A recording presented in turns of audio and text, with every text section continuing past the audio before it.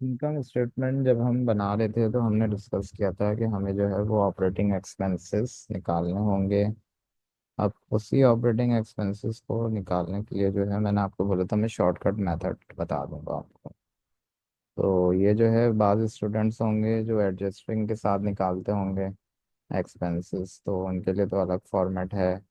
उनको अगर वही समझ में आ रहा है तो सही है, लेकिन शॉर्टकट मेथड ये है जो मैं आपको अभी बता रहा हूँ कि इससे भी जो है ना आपको काफ़ी इजीली ऑपरेटिंग एक्सपेंसेस निकाल लेंगे, कुछ प्रॉब्लम नहीं होगी आपको। तो इसको अटेम्प्ट करने के लिए हमें जो है सबसे पहले जो है वो कुछ वर्ड याद रखने पड़ेंगे कि एसेट्स क्या क्या हैं, लाइबिलिटीज़ क्या हैं और एक्सपेंडिचर्स क्या हैं। सबसे पहले तो हम एसेट्स को डिस्कस कर लेते हैं। एसेट का मतलब क्या होता है कि ये चीज़ हमारे पास अवेलेबल है, इसको हम यूज़ कर सकते हैं। अगर हम इसको सिंपल वर्डिंग में बोलें तो हम बोलें कि ये एक्सपेंस हमारे पास बच गया है तो ये एसेट है। सबसे पहला वर्ड इसमें हमें दिया हुआ है अनयूज्ड। अनयूज्ड का मतलब क्या है, ये चीज़ अभी इस्तेमाल नहीं हुई है। सेकंड जो है अनएक्सपायर्ड, मतलब ये चीज़ जो है अभी तक एक्सपायर्ड नहीं हुई तो ये भी अभी हमारी बच गई है। देन ऑन हैंड है और प्रीपेड है। ऑन हैंड का मतलब ये चीज़ अभी हमारे हाथ में मौजूद है तो मतलब एसेट है। देन प्रीपेड, हमने पहले से ये पे कर दिए तो ये भी एसेट।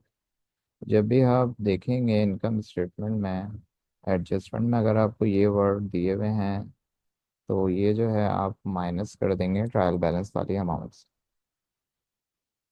तो ये तो जो है थोड़ा रट्टे वाला काम है, लेकिन आप लोगों ने जिन्होंने एडजस्टमेंट में जिनको इश्यूज हैं तो इसको वो आराम से कर सकते हैं। सेकंड हमारा वर्ड है एक्रूड आउटस्टैंडिंग अनपेड पेबल। ये चारों जो हैं, ये चारों वर्ड भी जो हैं वो लाइबिलिटी से रिलेटेड हैं। इसका मतलब क्या होता है, इसका मतलब ये होता है कि हमें जो है इतनी चीज़ पे करनी है। तो ये वाले वर्ड अगर हमें डेटा फॉर एडजस्टमेंट में दिए हुए हैं और ट्रायल बैलेंस वाली अमाउंट में ये वाले सारे वर्ड जो हैं वो हम ऐड कर देंगे। थर्ड जो है हमारा एक्सपेंसेस हैं। एक्सपेंसेस का मतलब ये होता है कि ड्यूरिंग द ईयर इतना एक्सपेंस दिया हुआ है। तो यहाँ देखिए मैंने यूज़ किया हुआ है सैम्पल इज इक्वल टू का। मीन्स कि जब ये वाले वर्डिंग दिए होंगे यूज, एक्सपायर्ड, कंज्यूम, तो हम ये सारे जो है वो एज इट इज अमाउंट लिख देंगे।